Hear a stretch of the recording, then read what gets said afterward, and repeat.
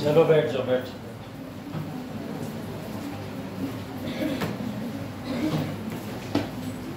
आज का टॉपिक थोड़ा प्रीवियस क्लास वाला टॉपिक है ना। पता ही चल गया होगा आपको क्वालिटी ऑफ क्लास में। तो प्रीवियस क्लास वाला टॉपिक है। आज का टॉपिक हम लोग का नागरिक विद्रोह और जनजातीय आंदोलन। इससे क्वेश्चन जो है यूपीएससी के या फिर पीसीएस के एग्जाम में लगभग ना के बराबर मानता हूँ मैं आपने, लेकिन टॉपिक सिलेबस का हिस्सा है तो पढ़ाना भी ज़रूरी है ना।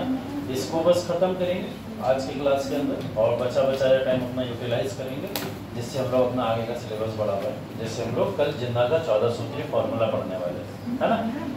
तो ये एक टॉपिक पीछे बचा हुआ था, इसको आज कवर करना है हम लोगों को। तो इसके अंदर नागरिक विद्रोह और जनजातीय आंदोलन, जैसा कि नाम से आपको पता चल रहा है, इसके अंदर कुछ आंदोलन की बात हम लोग यहाँ पे करने वाले हैं।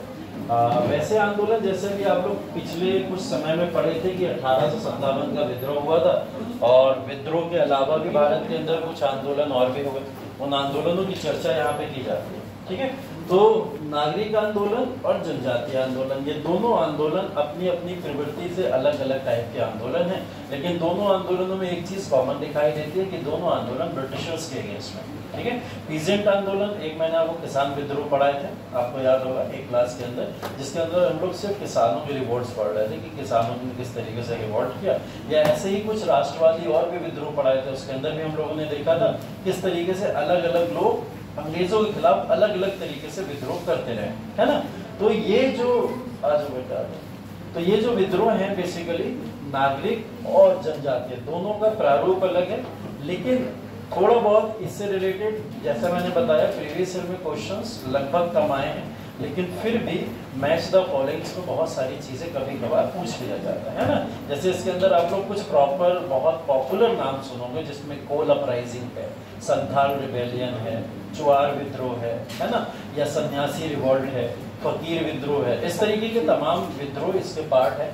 तो हम लोग इसकी चर्चा यहाँ पे करने वाले हैं। देखिए, दो तरीके के आंदोलन, दोनों के बारे में थोड़ा सा सारांश दे देता हूँ। आज का क्लास जो है बेसिकली वो मैच द फॉलोइंग का ज़्यादा है ना। तो ये पीटी रिलेटेड टॉपिक है पूरा का पूरा। प्रीलिम्स से रिलेटेड क्वेश्चन आते हैं इससे प्रॉपर, तो प्रीलिम्स से रिलेटेड ही कुछ फैक्ट आपको यहाँ पे नोट करने पड़ेंगे।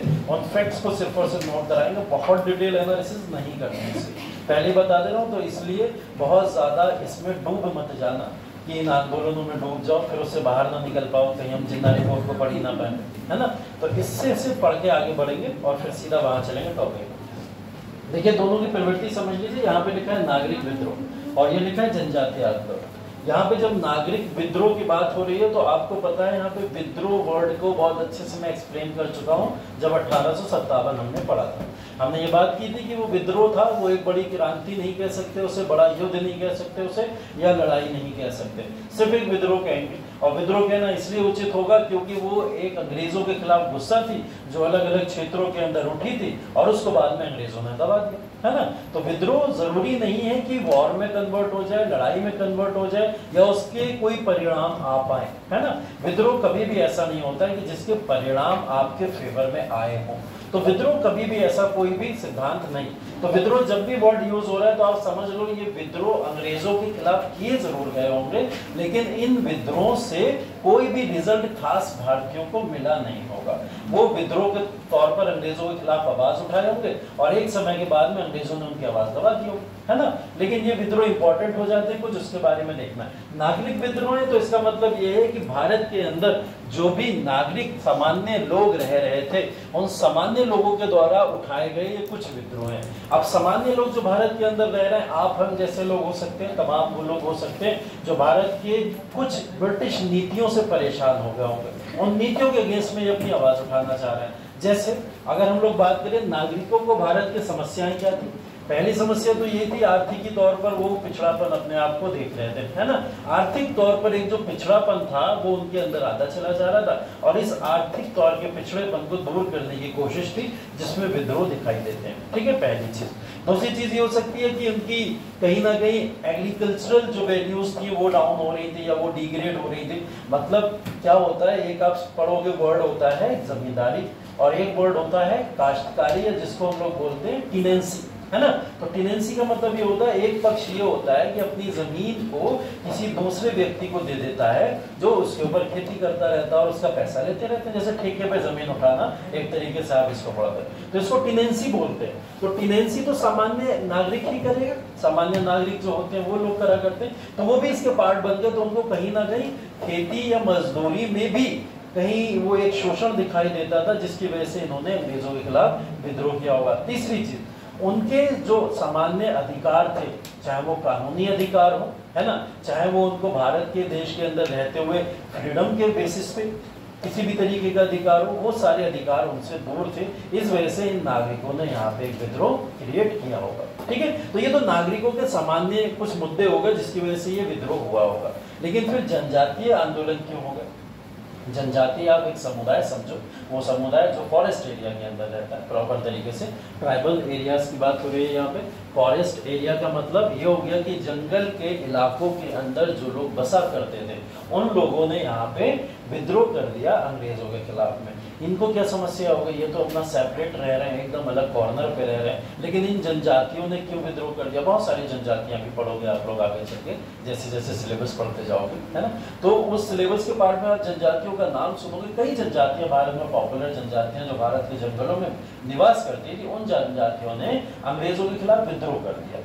उनको क्या लेना देना भारत में, चाहे भारतीय सरकार रूल करे, चाहे अंग्रेजों की सरकार रूल करे, या पुर्तगाली आके रूल करे, हमें तो अपने जंगल के इलाके से मतलब है। हमें भारत की अर्थव्यवस्था, राज्य व्यवस्था जो चल रही है उससे कोई लेना देना नहीं, क्योंकि इनका मतलब सिर्फ जंगलों से होता है। जंगल की लकड़ी को काटते हैं, जंगल के अंदर अपना प्रॉपर जो है फूड सिस्टम वहीं पे बना के रखते हैं, फैमिली फूड सब वहीं पे इनका, है ना। वहां से बाहर निकलने की कोशिश नहीं करते रहे। आज के समय में इसको थोड़ा मॉडर्न टाइम में देखो कि ये समय थोड़ा बदला है, तो लोगों ने बाहर आना शुरू किया है, लेकिन जनजातीय इलाके वो होते थे जिसमें सिर्फ फॉरेस्ट एरियाज के अंदर ही लोग रहना पसंद करते थे या उसी में रहते थे। इन लोगों ने अंग्रेजों के खिलाफ विद्रोह इसलिए कर दिया क्योंकि अंग्रेजों ने क्या करा, भारत का जो एरिया था जिसके अंदर फॉरेस्ट एरिया जो था अप्रॉक्स 40% भारत की जमीन फॉरेस्ट की।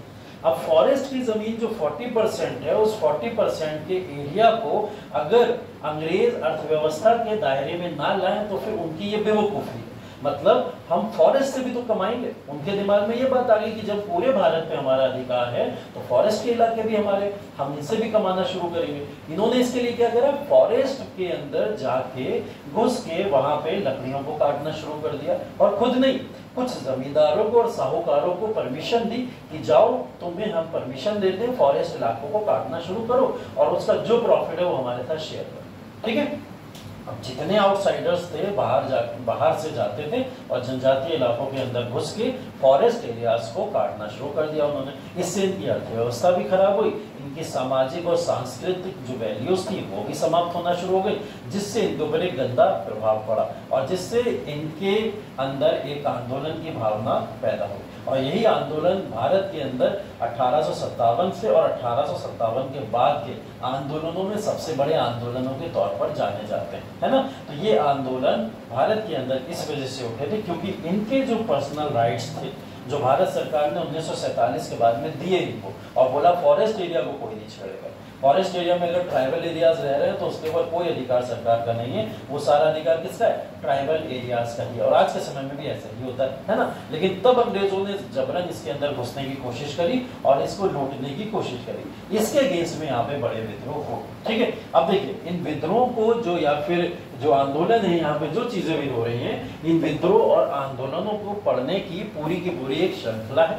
कई सारे आंदोलन आपके सामने आते जाएंगे और उसके नेता आते चले जाएंगे और ये पूछता चला जाएगा कि कौन से क्षेत्र का ये आंदोलन है। ठीक है, तो ओवरऑल ये क्लास जो है फैक्चुअल टाइप का क्लास है। बस उस बेसिस पे अपना दिमाग ओपन रखना कि फैक्ट आपके दिमाग में बैठते चले जाए। ठीक है, तो ये क्लास कोई बहुत बड़ा कॉन्सेप्चुअल क्लास नहीं है। कॉन्सेप्चुअल क्लास की बात करें तो सिर्फ यही कॉन्सेप्ट है कि नागरिकों ने विद्रोह क्यों किया होगा या फिर जनजातियों ने विद्रोह क्यों किया होगा, और ये रीजन मैंने आपको बता दिया। ठीक है, इसका कंक्लूजन जब देखेंगे तब देख लेंगे, थोड़ा लॉजिकल कॉन्सेप्चुअल चीजें वहां पे आ जाएंगी। लेकिन जो भी विद्रोह हो रहे हैं वो अंग्रेजों की किसी ना किसी नीति के अगेंस्ट में हो रहे हैं। अब वहां इंपॉर्टेंट ये हो जाता है कि पिछले 25 से 30 सालों के क्वेश्चन पेपर उठा के देख लीजिए, वहां पे एक ही चीज दिखेगी आपको, अगर आंदोलन या फिर ऐसे विद्रोह आए भी हैं तो उसमें पूछा गया है कि इसके नेता कौन थे, इंपॉर्टेंट लीडर का नाम बता दीजिए, या उसके अंदर ये पूछा गया है कि ये कौन से क्षेत्र का आंदोलन है। ठीक है, तो या तो क्षेत्रीय आंदोलन के बारे में ऐसे करके पूछ ले रहा है, या फिर उसके नेता के बारे में पूछ ले रहा है, या फिर नेता का नाम देके पूछ ले रहा है कौन से आंदोलन से ये रिलेटेड है ना। तो ऐसे ही क्वेश्चन कुछ पिछले 25-30 सालों के अंदर पूछे गए, तो इसलिए इसके ऊपर ज्यादा दिमाग लगाने की जरूरत भी नहीं है, क्योंकि इतिहास अपने आप में बहुत ब्रॉड सिलेबस है ना।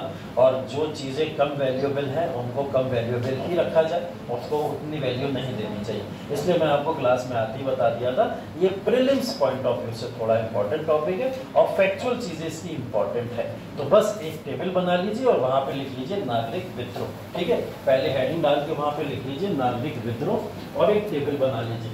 टेबल में पहले लिख लीजिए विद्रोह का नाम, टेबल में पहले लिख लीजिए विद्रोह का नाम,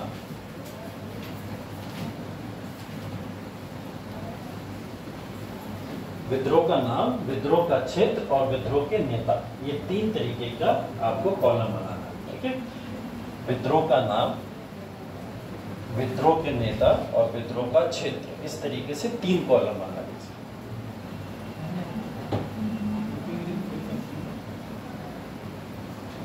क्या हुआ?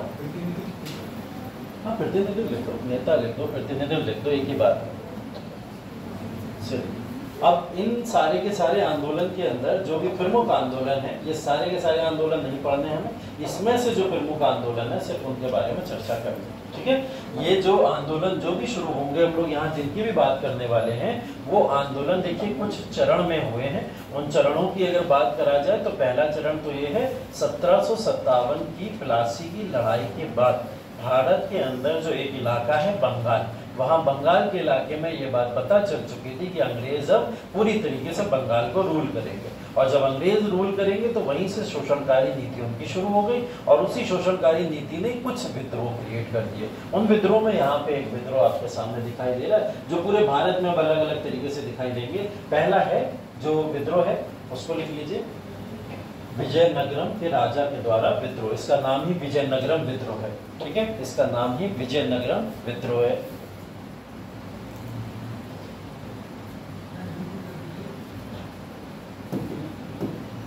चश्मा बनवा लो त्रिपाठी, लग रहा है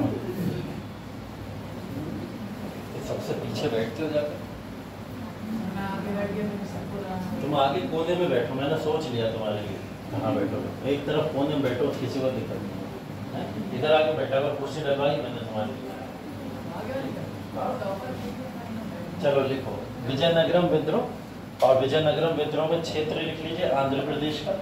ठीक है, आंध्र प्रदेश का क्षेत्र है, या एक जगह ही विजयनगरम है, उसका इलाका ही पड़ता है आंध्र प्रदेश में। ठीक, नेता का नाम लिख लीजिए राजा द्वितीय कुशापति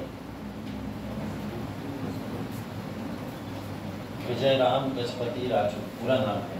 ठीक है, और पूरा तो याद नहीं करना है आप लोग को, थोड़ा ऐसा नाम याद कर लीजिए कि जिससे रिलेटेड क्वेश्चन आपसे पूछ लिया जाए। जैसे गजपति राजू पॉपुलर है, ये पूछ लिया जाता है। ठीक है, या कुशापति पूछ लिया जाता है, इस तरीके से पूछ लिया जाता है। लेकिन पूरा लो, याद जितना है कोई बात नहीं है। नाम लिख लो राजा द्वितीय कुशापति विजयराम गजपति राजू।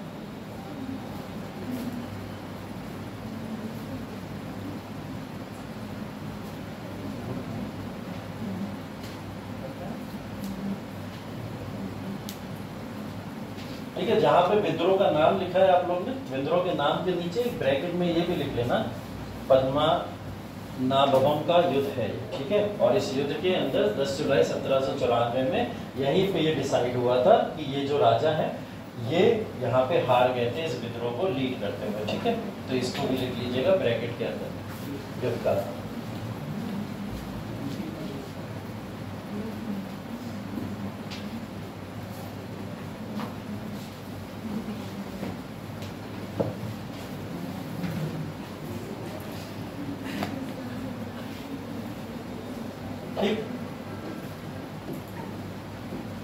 इसके बाद दूसरा लिखिए वेल्लोर विद्रोह, वर्ष 1806।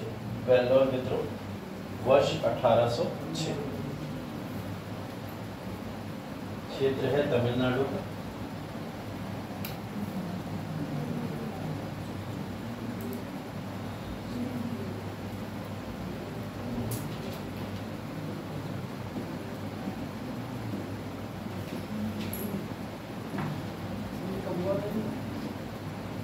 कब हुआ इसमें? 1806।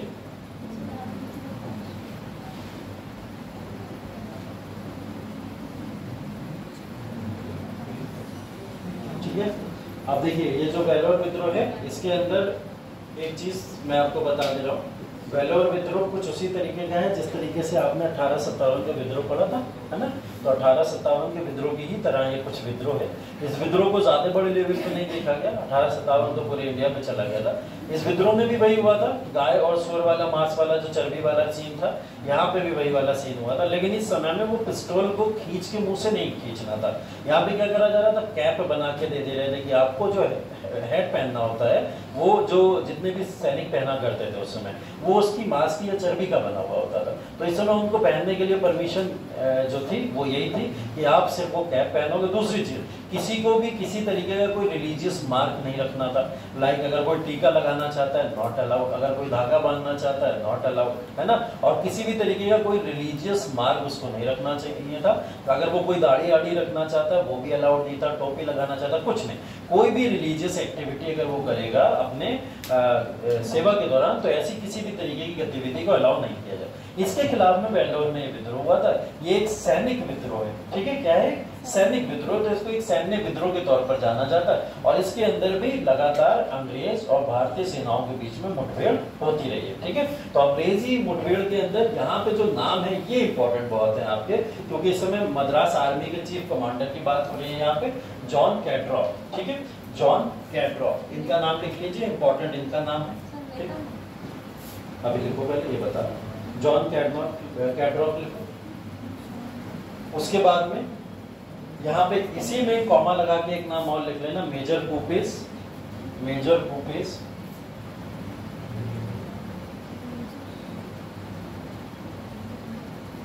और Arcot garrison, Arcot garrison, Arcot garrison, ठीक है। अब इसमें नेता का नाम लिख लो, नेता का नाम लिखो इसमें, चंदू सिंह। 3 नेता हैं टोटल। पहला नाम लिखो चंदू सिंह।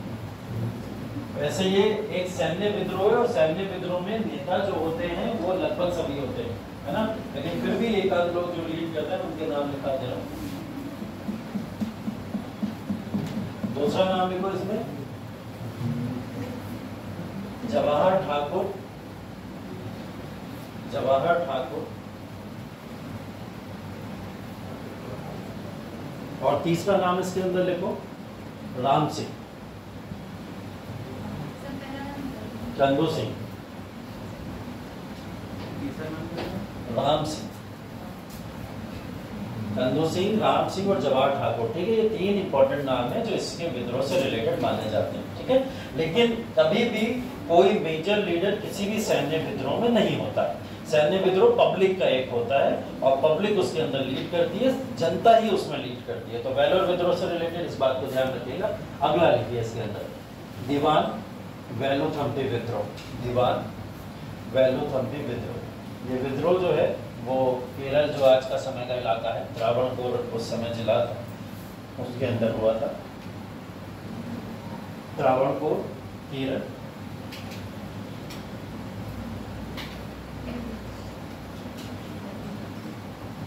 नेता का नाम लिख लीजिए, वेलुथम्पी ही नाम है। नेता जो है इसके वेलुथम्पी, नेता वेलुथम्पी।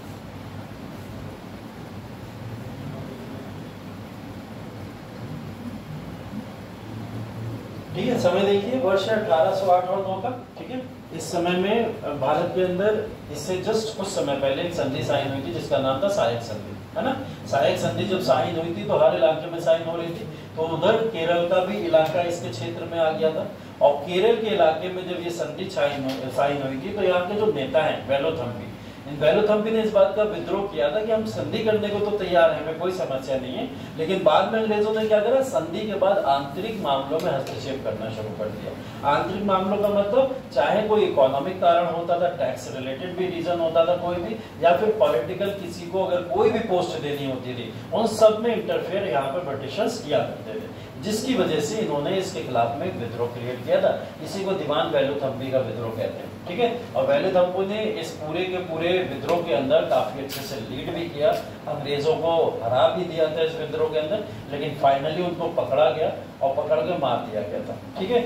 मारने के बाद में अंग्रेजों ने ये मैसेज कन्वे करने के लिए कि अगर कोई हमारे खिलाफ में विद्रोह करेगा तो उसकी देखिए क्या हालत हो सकती है, तो मारने के बाद में भी उन्होंने इनको पब्लिक चौक में लाके फांसी पे टांगा था, ठीक है। और फांसी पे टांग को पूरी दुनिया को दिखाया था कि देखो अगर कोई हमारे खिलाफ जाने की कोशिश करेगा तो हम उसके साथ ये करेंगे। समय देख लीजिए 1808 और 9 का है, जिस समय में अंग्रेज अभी इतने मजबूत नहीं थे, है ना, उसके बावजूद ऐसी घटनाएं भारतीयों को थोड़ा बहुत मजबूर कर देती है, ठीक है। उसके बाद कच्छ विद्रोह, गुजरात का इलाका,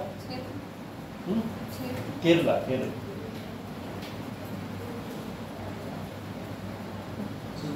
कच्छ विद्रोह ये गुजरात का इलाका है, ठीक है।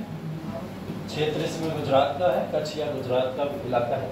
इसके अंदर जो नेता है वो है राजा भारमल सेकंड, राजा भारमल सेकंड।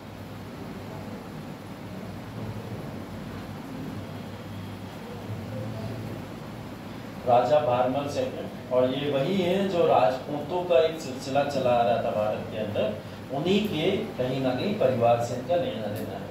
तो एक समय ऐसा आता है जिस समय में भारत के अंदर राजपूतों का इतिहास पढ़ना हम लोग बंद कर देते हैं, है ना। कौन सा समय आता है? जब भारत के अंदर मराठा आ जाते हैं, तो वहां से राजपूतों का इतिहास लगभग खत्म हो जाता है, क्योंकि जितने राजपूत थे भारत के अंदर उन्होंने या तो अपने आप को मराठास में कन्वर्ट कर लिया या मराठास के साथ में ज्वाइन कर लिया जाके, या उन्होंने सत्ता या सल्तनत जो भी थी उसको साइड कर दिया और अपना सामान्य जीवन जीने लगे, है ना।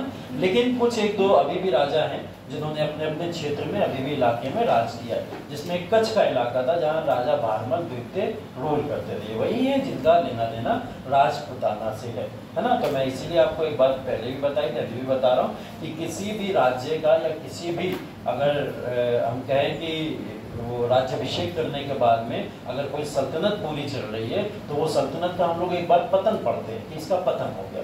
पतन का मतलब ये कभी नहीं होता है कि वो सल्तनत पूरी तरीके से खत्म हो गई या समाप्त हो गई, है ना। कोई ना कोई कहीं ना कहीं किसी क्षेत्र में बच जाता है जो सल्तनत को आगे लेके चलता रहता है, और इस समय में ये आगे चल रहे थे, है ना। जब तक डेमोक्रेसी रही तब तक ऐसा रहा, है ना। डेमोक्रेसी नहीं आई तब तक ऐसा रहा। डेमोक्रेसी के बाद में आने के बाद में ये सारा का सारा इशू ही खत्म हो गया, है ना, राजा रजवाड़ा वाला।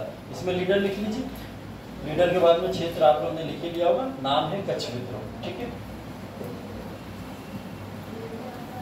अगला लिखिए पाइका विद्रोह 1817, पाइका विद्रोह 1817, क्षेत्र है ओडिशा।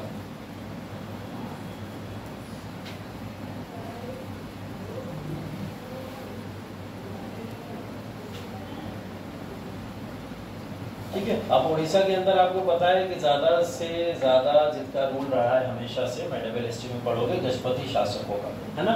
तो गजपति शासक उड़ीसा के इलाके के अंदर यहाँ पे रूल किया करते थे। और ये वाला जो विद्रोह हुआ पाइका का, वो विद्रोह बेसिकली अंग्रेजों का उनकी आर्थिक जो व्यवस्था थी उसके अंदर हस्तक्षेप करने की वजह से हुआ था। तो यहाँ पे गजपति शासकों की जो पीढ़ी चली है ये, और भारत के अंदर इस समय पाइका के अंदर जो भी नेता थे उन्होंने मिलकर क्या करा, इस विद्रोह को परिणाम दिया था, ठीक है। तो यहाँ पे ये नेतृत्व को लिख लीजिए, नेतृत्व कर रहे हैं इसका बख्शी जगबंधु विद्याधर, बख्शी जगबंधु विद्याधर।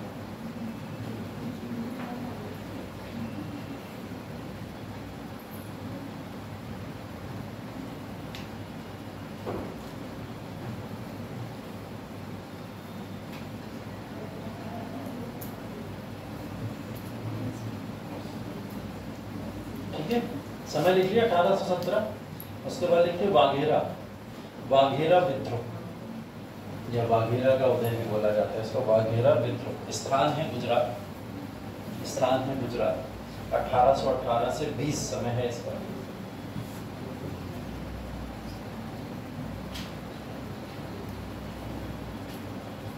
ठीक है, बड़ौदा या गुजरात इसका क्षेत्र है, ध्यान रखिएगा, ठीक है।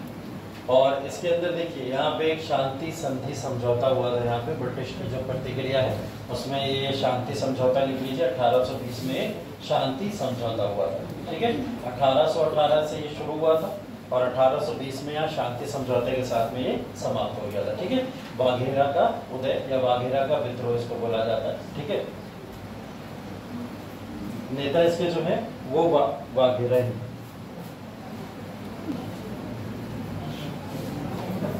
ओके, वाघेरा हो गया, वाघेरा लिख लिया होगा आप लोगों ने। उसके बाद सतारा, सतारा का विद्रोह, सतारा लिख लीजिए।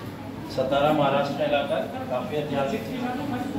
नहीं, स्लोगन लिखना है, स्लोगन लिखना है। स्लोगन आपको तैयार करना है। एक क्या करना, जैसे बचपन में डंडा ले लेते थे, उसको पट्टा लगा लेते थे और ऐसे करके चला जाते, वो स्लोगन तरीके का हो जाता है। उसमें जो स्लोगन आप बना लेते हो वैसा बस स्लोगन, आपको स्लोगन डालना, उसके ऊपर आप अपना तैयार कर लेना। अगर जितवाया गया आपको तो हो सकता है आपको बोलने के लिए भी बोला जाए, है ना। अगर आप जीते तो हो सकता है बोलने के लिए बोला जाए। अब ये तो बोला पुरस्कृत किया जाएगा। अब फर्स्ट सेकंड थर्ड सोचो ना, फर्स्ट के लिए सोचो। हाँ, ओलंपिक नहीं चल रहा है, गोल्ड सिल्वर ब्रॉन्ज मिलेगा।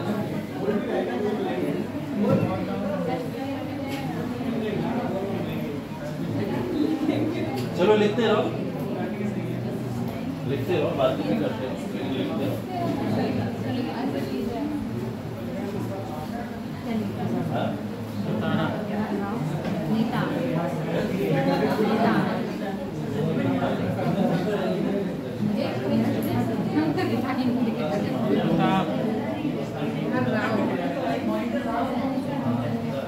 अरे नेता नेता पवार क्या है?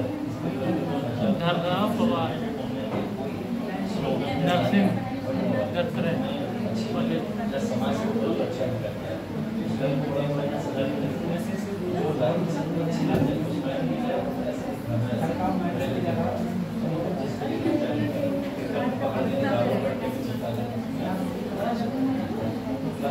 पेट का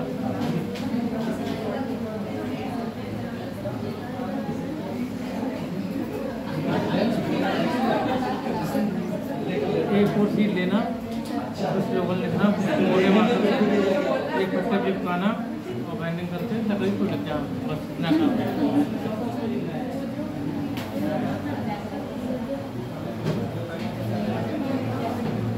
लिख लिए, नेता लिख लिए, क्षेत्र लिख लिया, यह लिख लिया।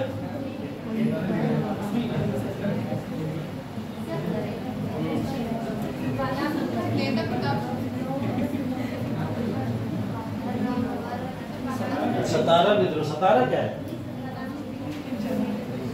बादामी किला है एक वहां पे। ठीक है, यहाँ पे कई सारे लोग इकट्ठे हुए थे। ठीक है, बादामी की पहाड़ियां सुना होगा, ज्योग्राफी में पढ़ोगे अभी आप आगे चल के, अगर नहीं सुना हुआ होगा। ठीक है, तो वहां पे एक किला बना हुआ है, फोर्ट बना हुआ है। किले का मतलब फोर्ट लोग ऐसे बना लेते थे पहले, जिससे अगर कोई हमला करे बाहरी शक्ति, तो वो किला जो है वो बीच में आके उसको आक्रमण को रोक लिया करता था। तो इसलिए किले बनाए जाते हैं। तो बादामी एक किला है यहाँ पे। ठीक है, तो बादामी किले पे मतलब एक ऐसा इलाका जहाँ पे लोगों को इकट्ठा किया जा सके, तो लोगों को यहाँ इकट्ठा कर दिया गया था विद्रोह चलाने के लिए। तो सतारा का विद्रोह इंपॉर्टेंट है। उसके बाद देखिए गडकरी विद्रोह 1844। इसको जल्दी जल्दी खत्म कर लो, जिससे हम लोग थोड़ा सा क्लास इंटरेस्टिंग बना पाए। लिखे तो है ये दो नेता, लिखे तो पेटकर तो इसके इंपॉर्टेंट नेता है सबसे ज्यादा। बाकी दो नाम ये लिखे हुए, धनराव पवार और नरसिंह दत्तात्रेय पेटकर। मैं जल्दी कर रहा हूँ, तो बातें कर रहा हूँ, ये बोलो। महाराष्ट्र सब लिख चुके हैं ये, सतारा लिख लो। देखो तुम्हारी क्लास वाले तुम्हारे दुश्मन है। मैं गडकरी विद्रोह वर्ष 1844, कोल्हापुर महाराष्ट्र।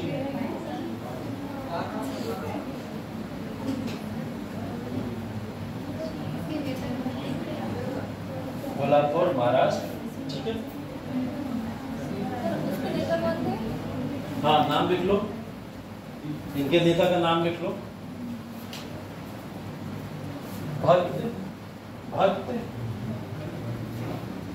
भक्त इसलिए लगवा रहा हूँ क्योंकि गडकरी जो समुदाय है, आज भी आपने एक नाम पॉपुलर सुना होगा ना गडकरी से रिलेटेड। कौन है गडकरी? क्या है आज सड़क परिवहन मंत्री।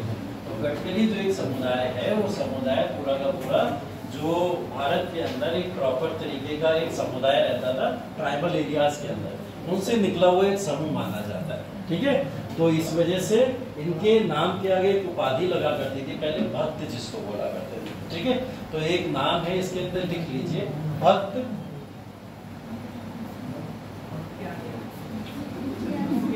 भक्त याद कर लो यार, भक्त के होगा याद नहीं, जवान बन नहीं है, भक्त करके लिख लो, छोड़ दो, मैं बाद में बता, अभी याद नहीं। भक्त गडकरी करके लिख लो, बीच की लाइन छोड़ देना, याद अभी बातों बातों में आ जाएगा तो बता दो।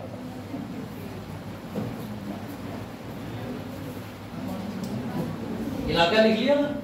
Yes sir. ठीक है, गोलापुर महाराज। उसके बाद लिखिए सूरत नमक आंदोलन, ये गांधी जी वाला आंदोलन नहीं है।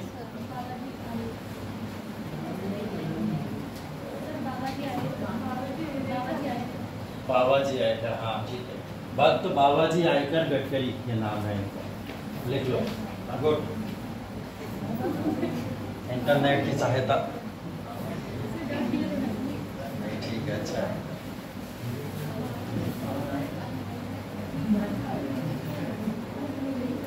सूरत नमक आंदोलन 1844, बॉम्बे प्रेसिडेंसी। ठीक है, बॉम्बे प्रेसिडेंसी क्यों लिखा हुआ है यहाँ पे? क्योंकि इस इलाके में पूरा का पूरा जो बॉम्बे प्रेसिडेंसी है उसी का पार्ट गुजरात भी था। मैंने बताया था ना, कुछ प्रेसिडेंसी ऐसी होती थी जिन प्रेसिडेंसी में भारत के कई सारे समुदाय रहते थे। जैसे बॉम्बे प्रेसिडेंसी में गुजरात भी उस समय आता था, दिल्ली का भी इलाका आता था उस समय, महाराष्ट्र का इलाका भी आता था। ठीक है, इसी तरीके से बंगाल प्रेसिडेंसी था, उसमें असम, उड़ीसा, ये बंगाल के इलाके ये सब उसके अंदर आते थे। तो बॉम्बे प्रेसिडेंसी का इलाका था गुजरात। तो चाहे ये लिख लो बॉम्बे प्रेसिडेंसी के इलाके में नमक के कानून के ऊपर, या फिर यहाँ साफ साफ लिख लो सूरत या गुजरात के क्षेत्र में ये आंदोलन हुआ था। ठीक है, सूरत या गुजरात के क्षेत्र में ये आंदोलन हुआ था। ठीक है,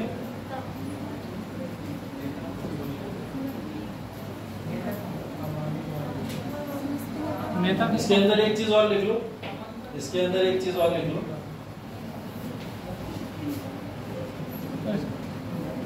इसके अंदर एक चीज और लिख लो, सत्याग्रह नमक आंदोलन, सत्याग्रह नमक आंदोलन में भागीदारी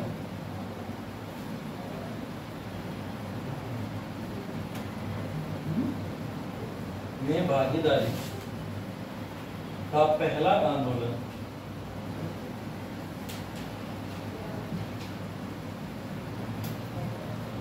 का पहला आंदोलन 19वीं शताब्दी में,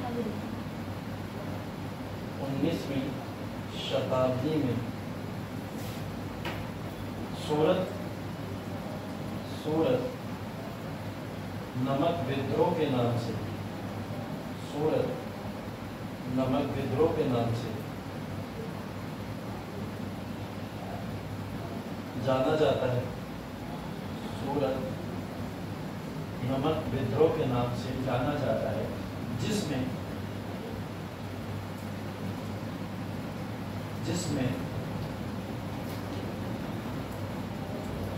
तत्कालीन मजिस्ट्रेट के ऊपर, जिसमें तत्कालीन मजिस्ट्रेट के ऊपर नमक के शुल्क में नमक के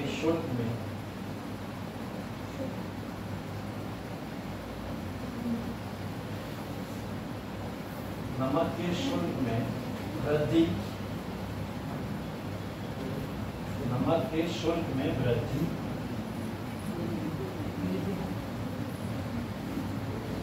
ना करना, वृद्धि ना करना एवं नमक शुल्क को घटाकर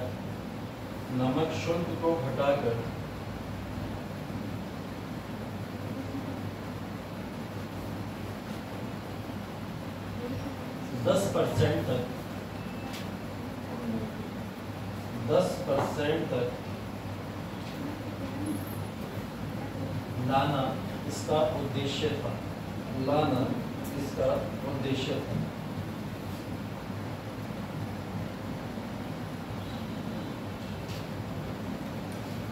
अगला पॉइंट इसमें और लिखो, सूरत में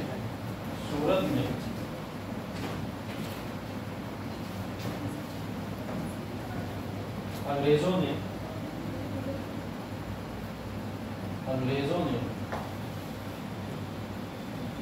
नमक पर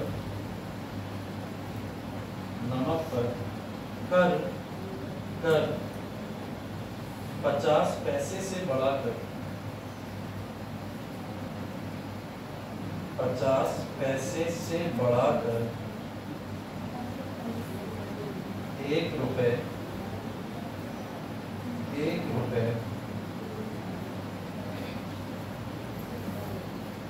कर दिया था। 1 रुपए कर दिया था।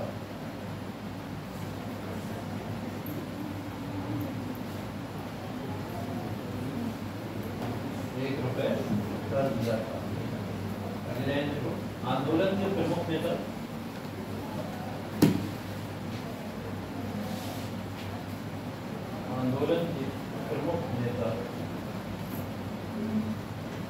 श्री पार्थ शास्त्री श्री पार्थ शास्त्री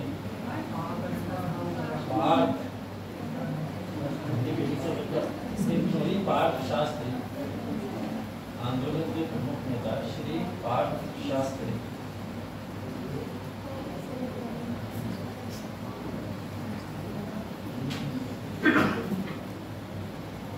ने इसका विरोध करके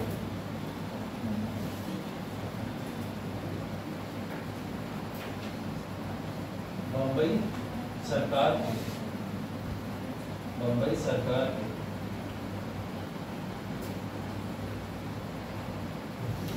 कुछ नगर शुल्कों को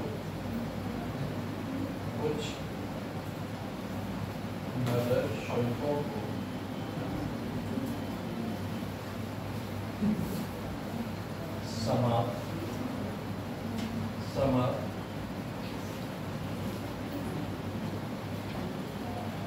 करा दिया।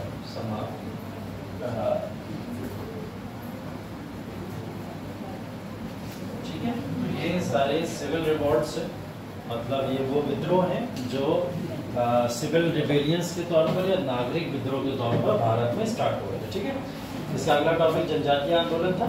जनजातीय आंदोलन मतलब ट्राइबल्स से रिलेटेड या ट्राइब से रिलेटेड ये आंदोलन है। और इस आंदोलन के अंतर्गत एक इम्पॉर्टेंट चीज ये है कि जो भी आंदोलन यहाँ पे हो रहे हैं उन आंदोलनों में जनजातियों की या ट्राइबल एरियाज की भूमि को छीना जा रहा होगा, उस लैंड को ये लोग अपने कब्जे में करना चाहते थे, जिस वजह से ये सारे आंदोलन यहाँ पे हुए। ठीक है, तो जनजातीय आंदोलन में कुछ बहुत प्रसिद्ध आंदोलन है, उनके बारे में बातें करेंगे, है ना।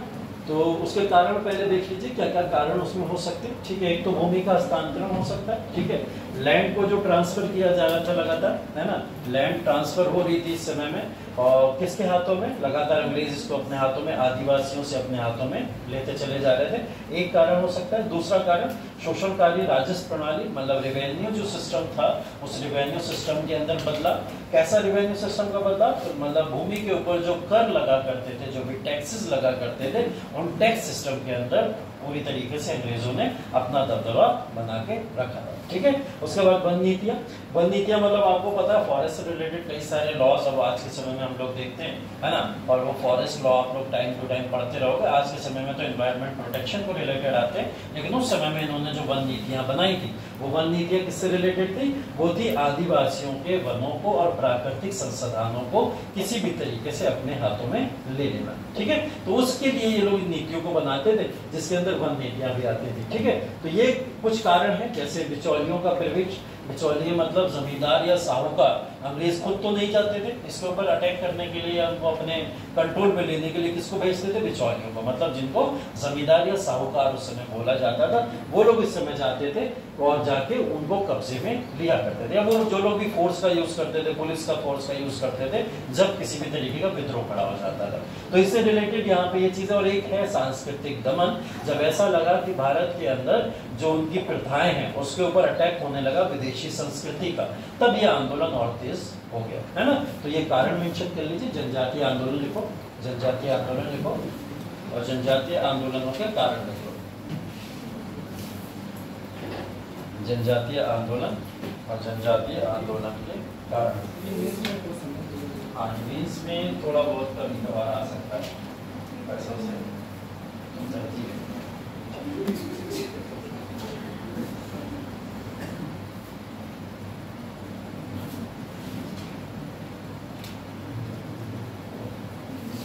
बस पॉइंट लिखना, अंदर का कुछ नहीं लिखने की जरूरत है। भूमिका हस्तांतरण, शोषणकारी राजस्व प्रणाली, तीसरा वन नीतियां। और वन नीतियां में यह अधिनियम लिख लो, काम आ जाएंगे कहीं लिखने के लिए। उस समय वन नीतियां क्या थी? एनवायरमेंट प्रोटेक्शन एक्ट जब बना उसके अंदर फॉरेस्ट कंजर्वेशन को लेकर बार बार बात होती है।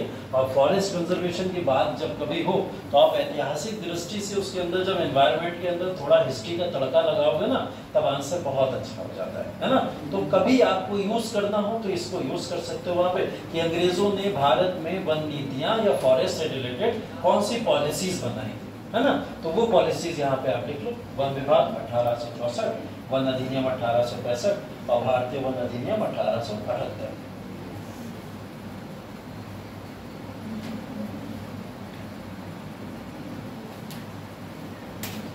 ठीक है, इन 3 कारण के बाद अगला लिख लो, बिचौलियों का प्रवेश। अब बिचौलियों के आगे पर ब्रैकेट लगा के लिख लेना, जमींदार, साहूकार, पुलिस प्रशासन।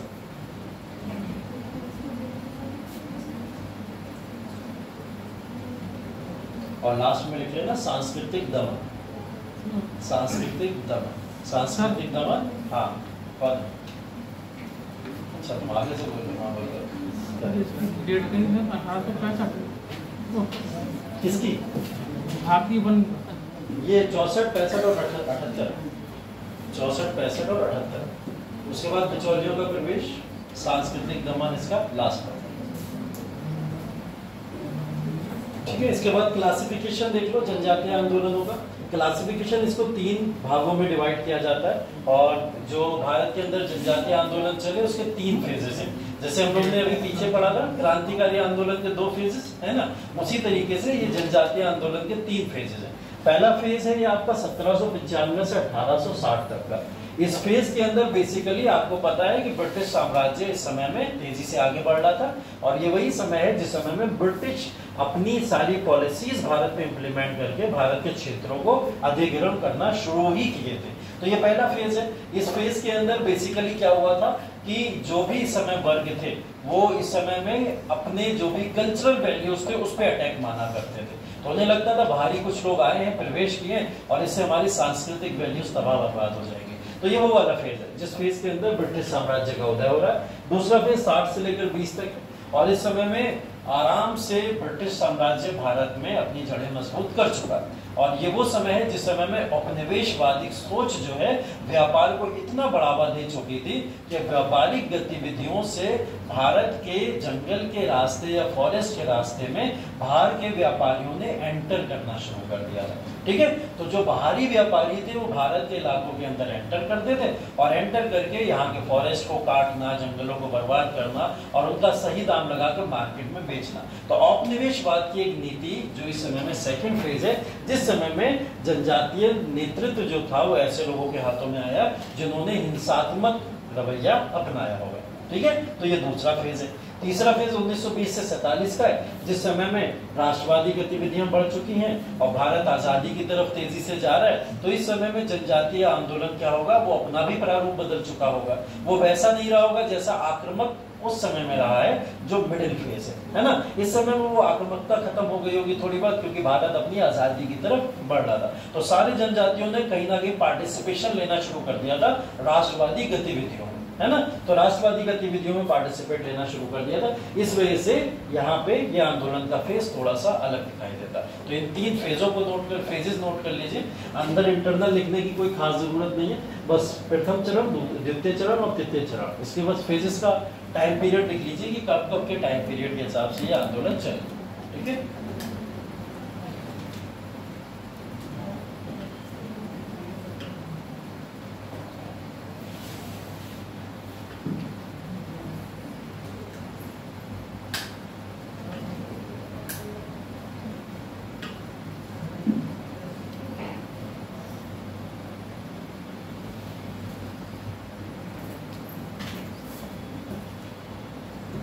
उसके बाद में देख लीजिए प्रमुख जनजातीय विद्रोह कौन कौन से हैं, वही एक टेबल फिर से बनाइए, उसी तरीके की एक टेबल फिर से बनाइए।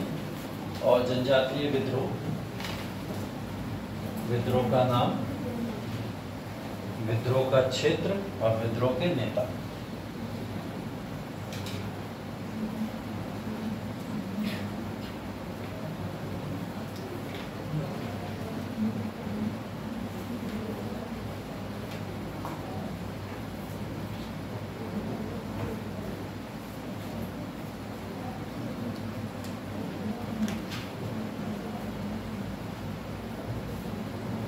पहला लिख लीजिए इसमें पहाड़िया विद्रोह,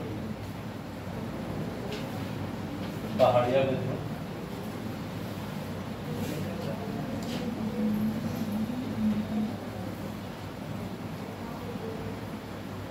पहाड़िया विद्रोह नॉर्थ ईस्ट का आंदोलन है ये, ठीक है, मतलब उत्तर पूर्वी जो इलाका था उस समय उसका एक आंदोलन है, जिसके अंदर पहाड़िया क्षेत्र का मतलब ये हो गया कि उसके अंदर आने वाले जो भी क्षेत्र थे सब पहाड़िया जनजाति से लेने देने वाले थे।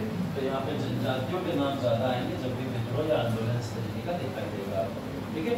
राजा जगन्नाथ, एक चीज़ और ध्यान रखिएगा, ये जितने भी जनजातीय आंदोलन हम लोग पढ़ रहे हैं इसके जो भी नेता आप लोग पढ़ोगे ये सारे के सारे नेता वो नेता हैं जो अपने आप को भगवान प्रूफ कर देते थे उस समय, तब जाके ये जनजातियों के लीडर बनते हैं, ठीक है।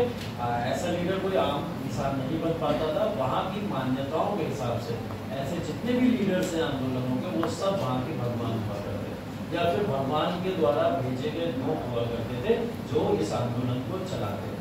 वो लोग इस तरीके की बात ही किया करते थे कि मुझे भगवान ने इसके लिए चुना है और मैं इस आंदोलन को आगे बढ़ाना चाहता हूँ, ठीक है। तो इसको बहुत ध्यान रखिएगा। तो ये जो भी नेता है वो सिर्फ नेता नहीं है, उन नेताओं की धार्मिक परंपराएं भी हैं कुछ और धार्मिक वैल्यूज भी हैं कुछ कि लोग वहाँ के इन्हें भगवान माना करते थे, ठीक है। तो राजा जगन्नाथ नाम लिख लीजिए, राजा जगन्नाथ, समय है 1778, समय है 1778, ठीक है। उसके बाद दूसरा लिखिए चुआर विद्रोह, वही बताया नॉर्थ ईस्ट,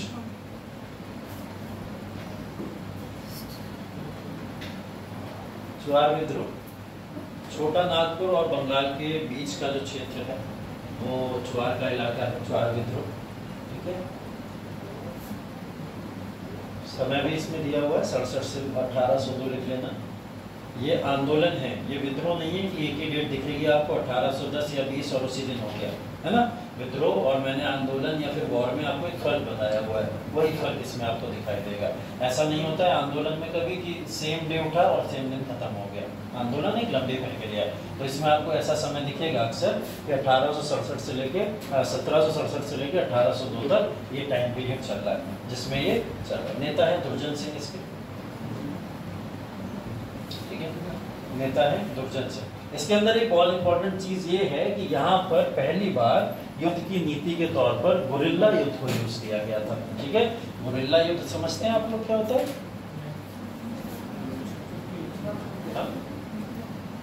क्या होता है? म्यूट में नहीं, खोल के बोलो, मुझे आवाज आ रही है, बोल तो रही हो लेकिन आवाज नहीं आ रही है, नहीं आई ना, बगल में भी। हाँ शिवाजी बताओ। हाँ मराठों ने अपनाया था, ठीक है, मराठों ने इस टेक्निक को अपनाया, लेकिन ये टेक्निक होती क्या, इसमें होता है क्या, कोई टेक्निक बताएगा? हाँ जंग में उसके चुपके से हमला करा जाता है। और कोई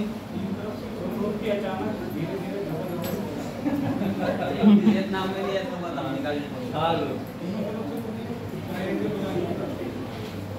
ट्रायंगल बना के करते हैं, मतलब घेर के फिर उसके बाद में हमला करते हैं। घेर के हमला करेंगे तो सामने आ जाएंगे अचानक, और पीछे से हमला करते हैं। गुरिल्ला वॉर टेक्निक यही होती थी। हाँ तुम भी बोल लो। पाकिस्तान की बैट फोर्स जैसे बॉर्डर एक्शन की है वो स्नैपर है, वो छुप के बाहर हेडशॉट ले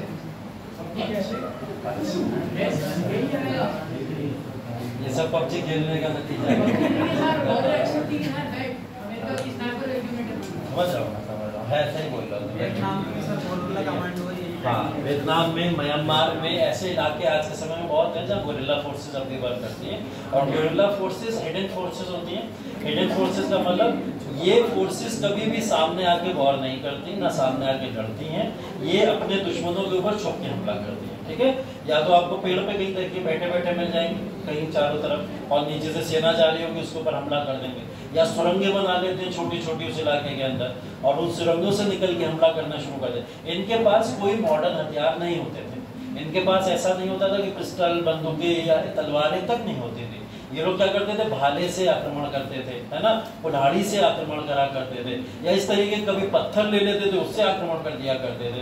इस तरीके की टेक्निक को अपनाया करते थे ये लोग। ठीक है, मॉडर्न हथियार नहीं होते हैं, सारे के सारे ट्रेडिशनल हथियारों के बेसिस पे अटैक करते। तो ऐसी टेक्निक पहली बार इस आंदोलन के अंदर बहुत ही ज्यादा पॉपुलर हुई थी, जिसको अंग्रेजों तक ने तारीफ की थी कि गुरिल्ला टेक्निक की हम तारीफ करते हैं जो आप लोग ने यहाँ पे यूज की। ठीक है, खुद ही मरे थे, खुद ही तारीफ कर रहे थे। अगला लिखो, तामार विद्रोह।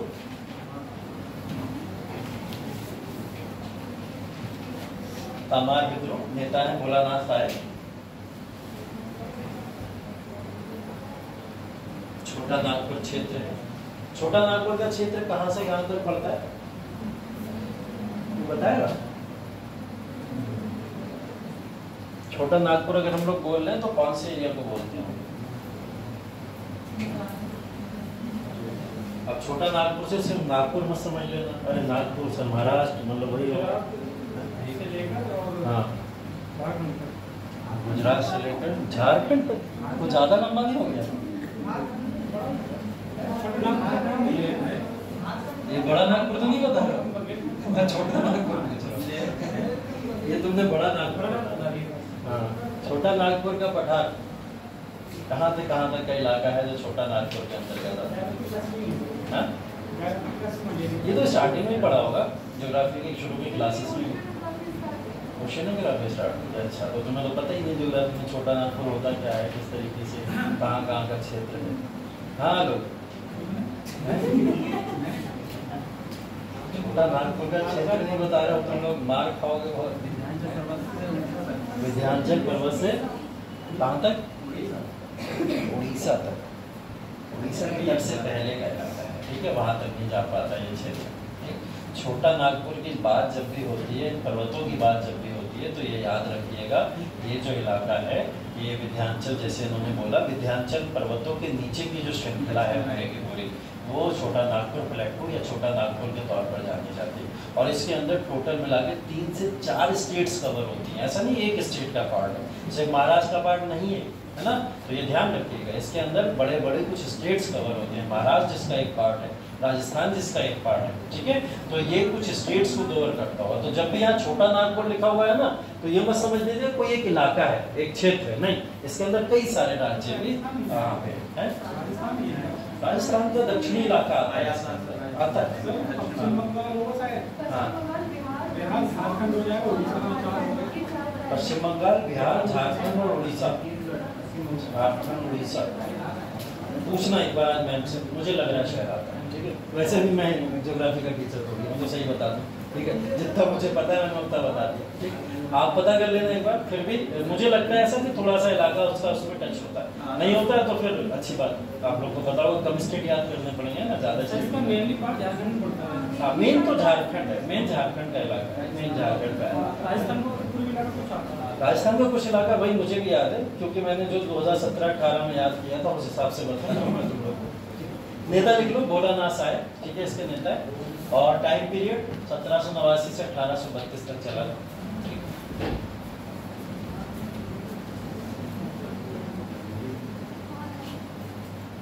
उसके बाद में भील विद्रोह।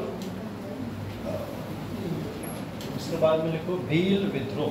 भील विद्रोह में इंपॉर्टेंट है इसके रीजन। ठीक है, क्योंकि इसके रीजन एक बार पूछ चुका है, तो रीजन जरूर नोट कर लीजिएगा। भील विद्रोह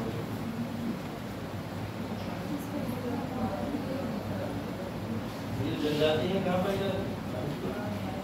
गुजरात, महाराष्ट्र।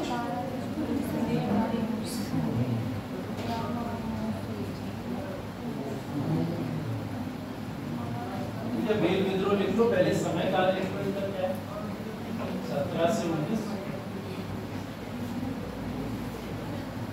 ये मध्य प्रदेश में भी पाई जाती है, ठीक है, वहाँ की भी एग्जैक्ट है मध्य प्रदेश। हाँ वही ये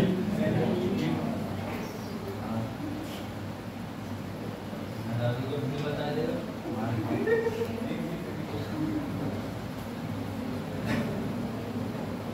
ठीक है, इसके नेता लिख लो, नेता लिख लो, मोतीलाल तेजावत,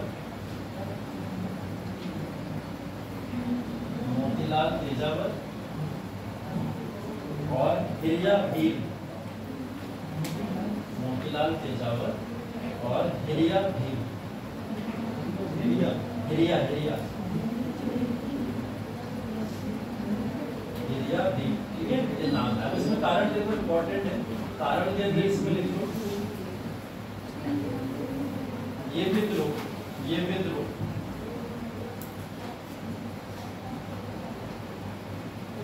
खानदेश पर, खानदेश पर, खानदेश इलाका पड़ता है महाराष्ट्र इलाका, खानदेश पर अंग्रेजों के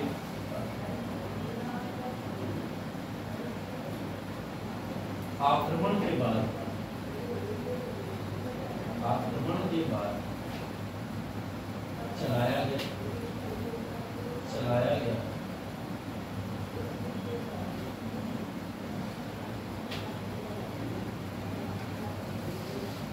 इस विद्रोह में, इस विद्रोह में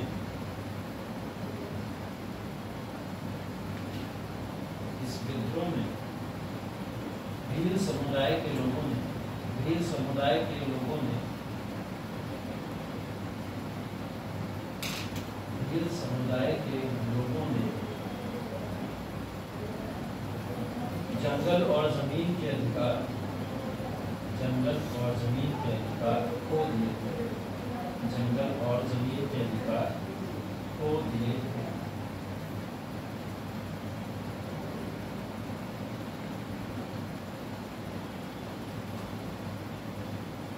इनमें इनके प्रमुख नेता,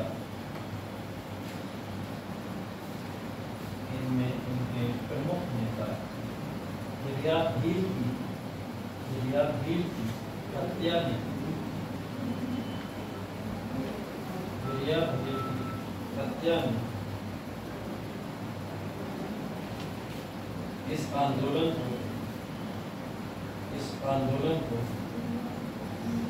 हत्या, हिरिया भील की हत्या ने इस आंदोलन को और सक्रिय रूप दिया, और सक्रिय रूप दिया, और सक्रिय रूप दिया, ठीक है। कारण में यही है इससे। और ये जो है फिर से आंदोलन एक बार फिर से जागृत हुआ था 25, 36 और 46 में, ठीक है। तो आप लोग ये भी टाइम लिख लीजिए, 25, 36 और 46 में आंदोलन फिर से हुआ था, ठीक। जल्दी जल्दी करो, समझ आ रहा है बहुत तेजी से। रामोसी विद्रोह, उसके बाद रामोसी विद्रोह,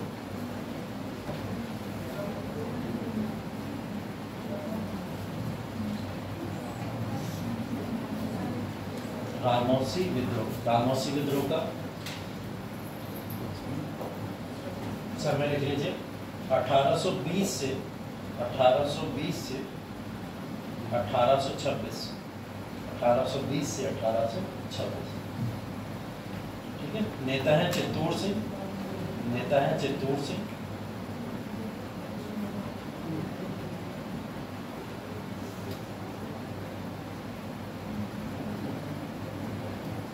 ठीक है। जगहों पर लिख लेना, लिखी हुई है कर्नाटक, महाराष्ट्र और मध्य प्रदेश, कर्नाटक, महाराष्ट्र और मध्य प्रदेश,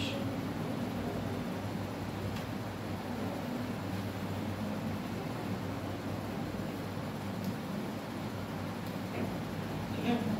रामोसी के बारे में थोड़ी चर्चा ये है कि रामोसी लोग जो थे, बेसिकली रामोसिस बोला जाता था, मराठा सेना के जो आर्मी थी, उस आर्मी में एक रैंक होती थी जो नीचे की रैंक जरूर हुआ करती थी, उस रैंक के ऊपर ये सारे वर्ग के लोग काम किया करते थे, ठीक है। तो मराठाओं के प्रति ये लोग काफ़ी ज़्यादा क्या थे, लॉयल थे।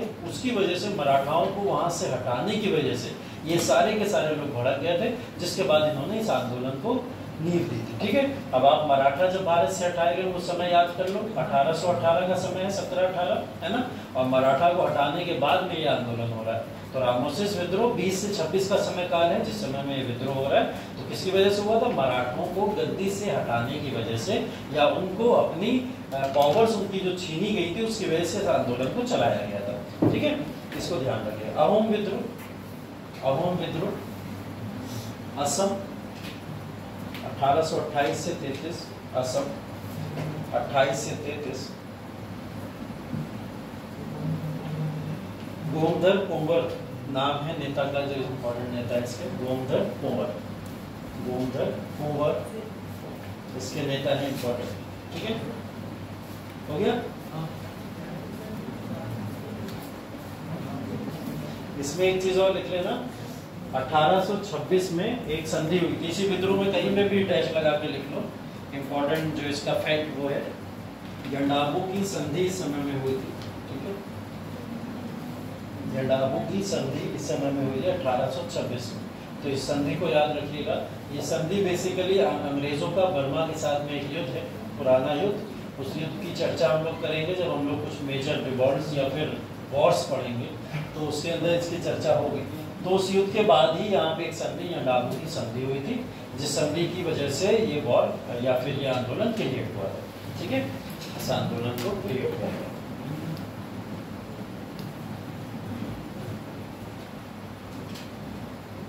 ठीक है, इसके बाद लिख लीजिए अगेन फिर एक इम्पोर्टेंट, कोल विद्रोह या कोल आंदोलन, कोल विद्रोह या कोल आंदोलन।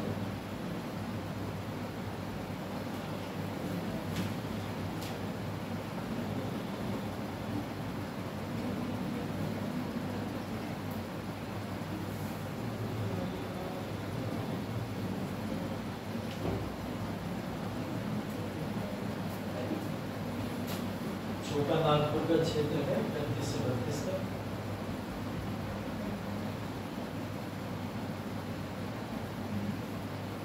समय है 32 और छोटा नागपुर का क्षेत्र, नाम है कोल विद्रोह। इम्पोर्टेंट नेता इसमें भी कई सारे लीडर्स हैं मुझे उससे रिलेटेड हैं। लेकिन एक बहुत इम्पोर्टेंट लीडर, उनका नाम आप लोग जानते हैं, क्या है?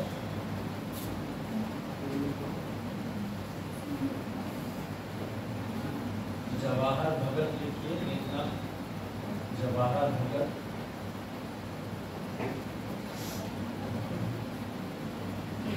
और दूसरा नाम लिखिए बुद्धू भगत। बाद में बोला पहले बुद्धू भगत और जवाहर भगत। ठीक है, ये दो नाम है इनके सरदार थे जिन्होंने इन आंदोलनों को चलाया, विद्रोह चलाया। ठीक है, तो याद रखिएगा। और इससे रिलेटेड कुछ अगला लिखिए,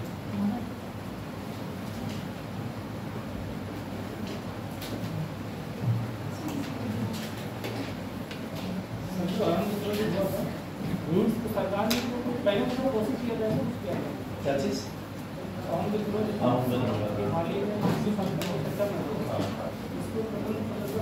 पहले का ये माना जाता है। बहुत इम्पोर्टेंट विद्रोह में इसका नाम आता है क्योंकि इन्होंने जो विद्रोह किया था सिर्फ अपनी जमीन के लिए नहीं किया था, इन्होंने जो राष्ट्रवादी नेता हैं उनको साथ दिया, इस वजह से। अगला लिख लो खासी विद्रोह। फिरोज सिंह इसके लीडर हैं, खासी विद्रोह के।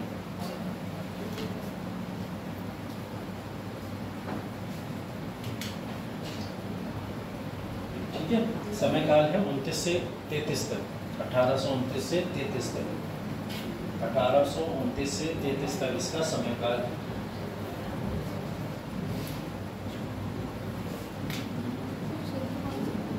खासी और जैती पहाड़ियों के बीच का क्षेत्र है। खासी और जैती पहाड़ी कहाँ पड़ती हैं?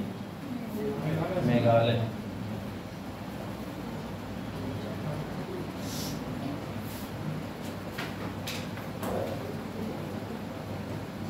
इसके बाद लिखिए संथाल रिबेलियन या संथाल विद्रोह, 1855 से 57।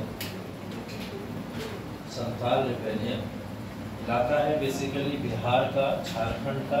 ठीक है, उस इलाके के अंदर इस विद्रोह को चलाया गया था।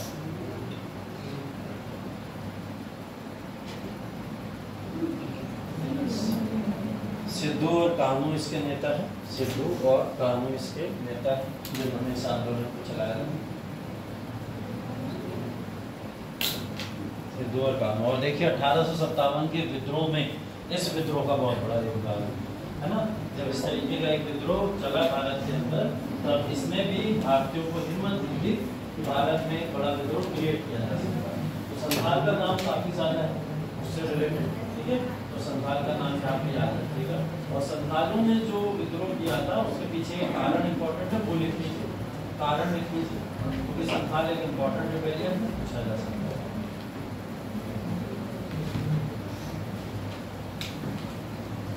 कारण पहला, एक स्वतंत्र संथाल राज्य, एक स्वतंत्र संथाल राज्य स्थापित करना लक्ष्य, एक स्वतंत्र संथाल राज्य स्थापित करना लक्ष्य।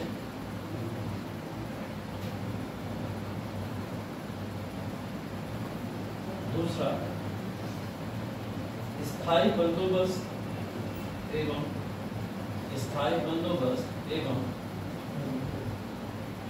जमींदारी प्रणाली के विरुद्ध विरोध, स्थायी बंदोबस्त एवं जमींदारी प्रणाली के विरुद्ध।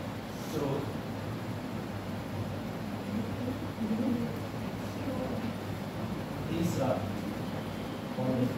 स्वशासन प्राप्त करना, स्वशासन प्राप्त करना, स्वशासन प्राप्त करना, ठीक है, स्वशासन प्राप्त करना। इनके लिए एक शब्द था जो ये हमेशा यूज किया करते थे, वो ध्यान रखिएगा।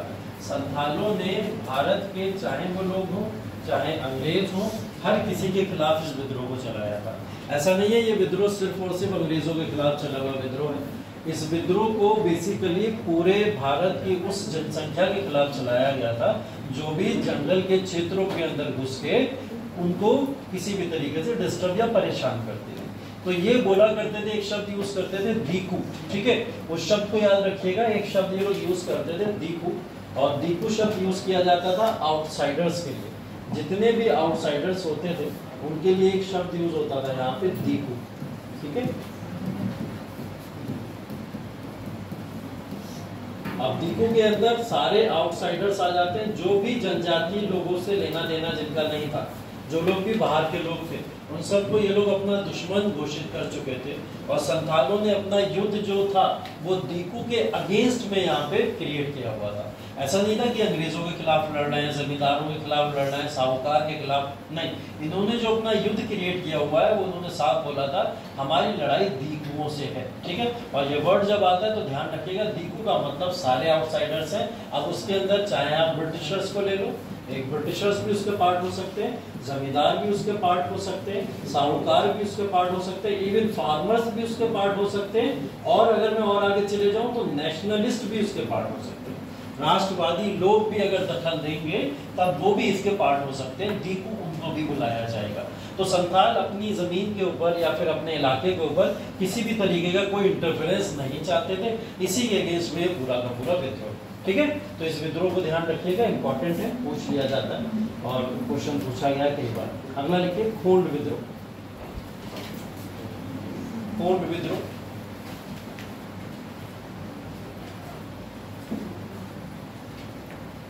1837 से 56 तक चला, एरिया है उड़ीसा। 37 से 56 तक चला, एरिया है उड़ीसा। नेतृत्व क्या है? चक्र बिसोई ने। नेतृत्व क्या है? चक्र बिसोई ने।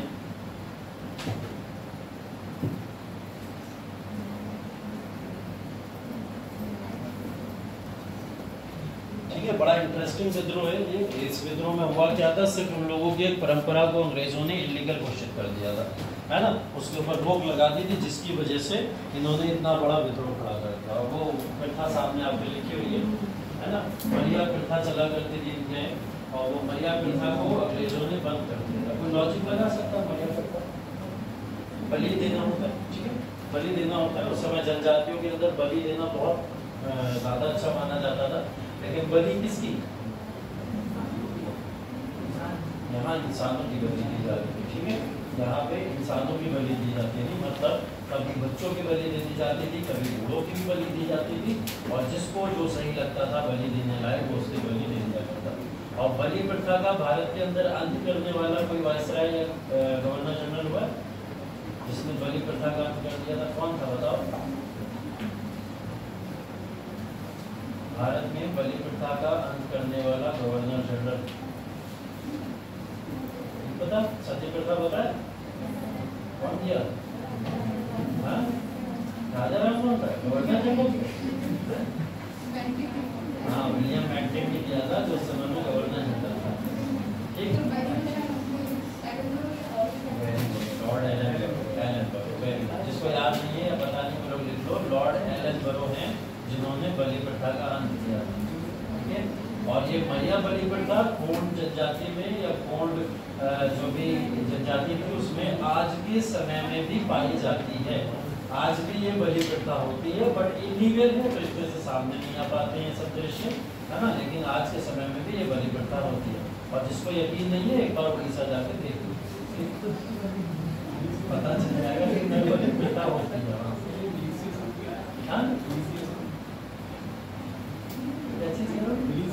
मिलिशिया समूह, मिलिशिया क्या एक समुदाय था, एक समुदाय था कि कई सारे लोग जनजातीय समुदाय को बना के अपने साथ में रखा करते थे। मिलिशिया समूह में क्या होते थे? कुछ व्यापारी वर्ग होते थे वहाँ के, और वो व्यापारी वर्ग क्या करते थे? आंदोलन को लीड करते थे। हमेशा आंदोलन को लीड करने वाला एक तबका होना चाहिए ना, तो उसमें कुछ प्रभावी लोग होते थे।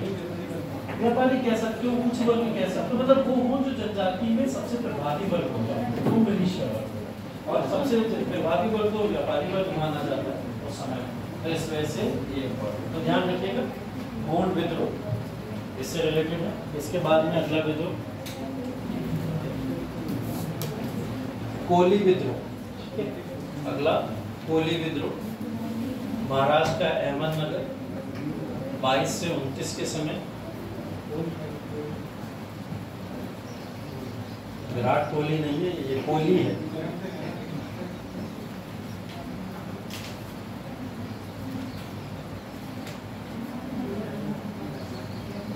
ठीक है, महाराष्ट्र और गुजरात के इलाके में कोली विद्रोह चला था, ठीक है। इसका नेतृत्व लिख लीजिए, रामजी भांगरे ने किया था। रामजी भांगरे,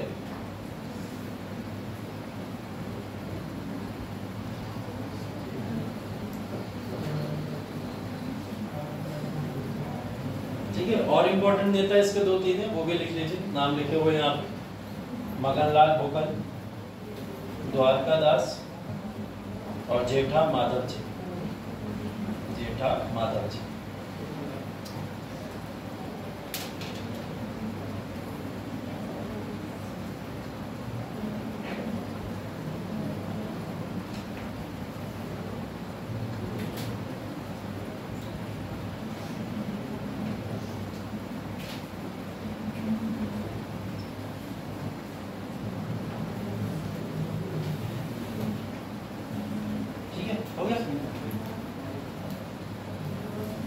बिरसा मुंडा विद्रोह, बिरसा मुंडा विद्रोह अगेन फिर छोटा नागपुर का एरिया 1890।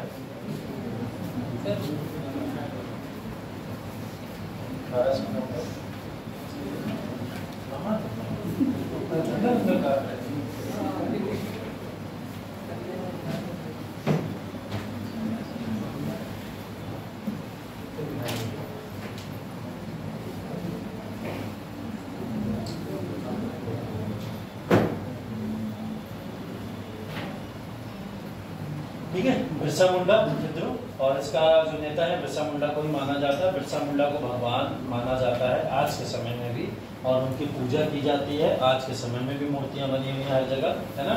उस इलाके में जो ये पूरा का पूरा छोटा नागपुर का प्लेटू है, इस इलाके में इसको माना जाता है। तो ये जो था एक आदिवासी समूह था जिनके ऊपर बेसिकली कुछ प्रभाव थे, कुछ ऐसी सांस्कृतिक वैल्यू को ये फॉलो किया करते थे जो अनैतिक टाइप की थी, जैसे शराब पीना, जादू टोना करना, इस तरीके की गतिविधियों में ज्यादा इन्वॉल्व रहते थे। तो बिरसा मुंडा है, इनको पहले नैतिकता सिखाना शुरू करी और नैतिकता के आधार पर इनके अंदर एक सुधार लाना शुरू किया। और ये सुधार लाने के बाद में बोले कि अब ब्रिटिशर्स से लड़ना जरूरी है, क्योंकि ये सारी नीतियां जो भी भारत में चल रही हैं इसके लिए ब्रिटिशर्स भी बहुत हद तक जिम्मेदार है। तो इन्होंने ये नेतृत्व किसके अगेंस्ट में शुरू कर दिया था? वो सारा का सारा ब्रिटिशर्स के अगेंस्ट में शुरू कर दिया था। ये इसका भी नाम लिख लीजिए, उलगुलान भी विद्रोह बोला जाता है इसको, ठीक है। उलगुलान विद्रोह के नाम से भी ये जाना जाता है। कभी कभी आपको बिरसा मुंडा विद्रोह ना दिखे तो उलगुलान विद्रोह दिखेगा, ठीक है। उलगुलान विद्रोह के नाम से भी इसको जाना जाता है।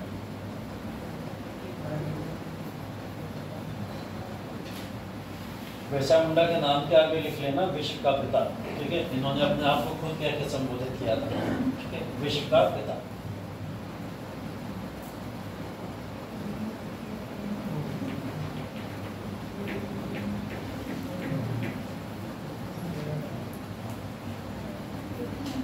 नोट कर लो कहीं साइड में, जनजातीय गौरव दिवस आज के समय में भी सेलिब्रेट किया जाता है। जनजातीय गौरव दिवस आज के समय में भी सेलिब्रेट किया जाता है और भगवान बिरसा मुंडा की जयंती है ये 15 नवंबर, उस दिन इसको सेलिब्रेट किया जाता है। अब देखिए, अगर आपसे ट्राइबल एरियाज के ऊपर किसी भी तरीके का कोई क्वेश्चन लिखने को आ जाए या इंडियन ट्राइब्स के ऊपर कोई क्वेश्चन लिखने को आ जाए, हो सकता है ऐसा कुछ पूछ ले इंडियन ट्राइब से रिलेटेड, आपको पूरी तरीके से एक इकोनॉमिक पर्सपेक्टिव देना पड़े, पॉलिटिकल पर्सपेक्टिव देना पड़े या किसी भी तरीके का कोई सोशल एंगल उनके बारे में लिखना है ना, तो उसके अंदर आपको क्या लिखना रहता है? हर तरीके के पहलुओं को वहाँ मेंशन करना पड़ेगा। पहली चीज तो इकोनॉमिक लाइफ किस तरीके की है उनकी, वो आपको पता होना जरूरी है कि इकोनॉमिक लाइफ की अगर बात करें कि वो अर्थव्यवस्था के तौर पर कितने जागरूक हैं या फिर कितने कुशल हैं, या फिर उनकी आर्थिक वैल्यू किसके बेसिस पे है। क्या जंगलों को काट के ही अभी भी जीवन व्यतीत कर रहे हैं वो अपना, या उसके अलावा भी और तमाम चीजें जिससे अपनी अर्थव्यवस्था को वो चला रहे हैं, है ना। तो वो आर्थिक व्यवस्था किस तरीके की है उसके ऊपर क्वेश्चन लगातार होते रहते हैं। तो वो ऐसा क्वेश्चन पूछा जा सकता है। ये आप जब पढ़ोगे आगे चल के और चीजों को पढ़ना शुरू करोगे, मेंस के कुछ टॉपिक पढ़ोगे तो उसके अंदर ये सब आपको पूरा का पूरा एक ट्राइब्स ही टॉपिक पढ़ाया जाता है। वहां आप पढ़ोगे इनके बारे में, बिरसा मुंडा के बारे में भी पढ़ाया जाएगा वहां पे, ठीक है। तो वहां पे आपको पढ़ना पड़ेगा। जैसे इंटरनल सिक्योरिटी के एक टॉपिक के अंदर ट्राइबल एरियाज या ट्राइबल रीजन्स के बारे में दिया हुआ है वहां पे, तो आपको वहां पढ़ने को मिलेगा, है ना। सोशल सिक्योरिटी या सोशल इश्यूज के जो टॉपिक आते हैं वहां पे आपको ये देखने को मिलेगा इस एरिया के बारे में, ट्राइबल एरियाज के बारे में। तो जितने भी ट्राइबल मूवमेंट्स भारत के अंदर ये आप पढ़ लो, ये आपके हिस्ट्री में भले से काम आए ना आए, लेकिन मेंस के किसी ना किसी टॉपिक में कहीं ना कहीं काम आ जाएंगे, है ना।